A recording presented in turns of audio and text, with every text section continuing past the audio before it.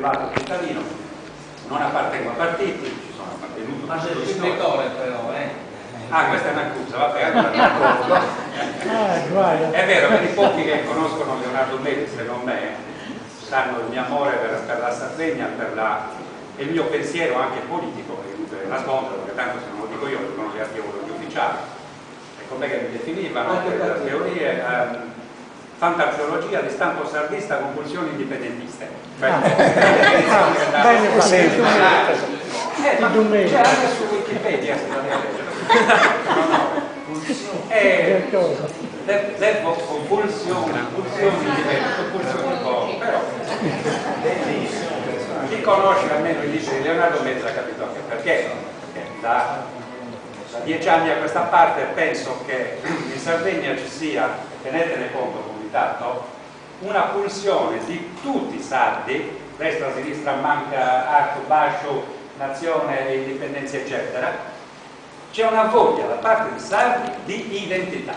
Ora, identità, no, per uscire io su Olenai, quello che stiamo dicendo stasera. Vogliamo dare da questa identità, finalmente a questo popolo sardo. Devo voi all'Ipunti, sono dovuto entrare a Sagoata, si chiama il castello, prenotando un'altra persona da parte mia, sono arrivato e sono rimasto scioccato. Fotografato. Quelle statue, signori, tra poco salteranno fuori e diranno la verità dessa storia su popolo sardo. E da punti statua adesso nel XIII secolo. Questo è Olenai, era qualcuno viveva in Sardegna che non pianta né Fenicio né Cartaginese, pianta Sarduso. È stato guerriero, che comandante. Di Sardegna. Già iscritto. Di Sardegna. Ecco.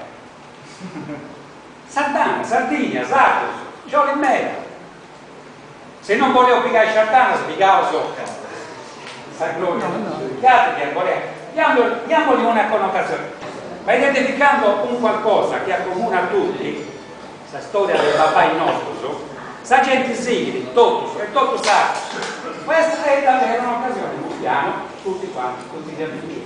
È un invito, grazie.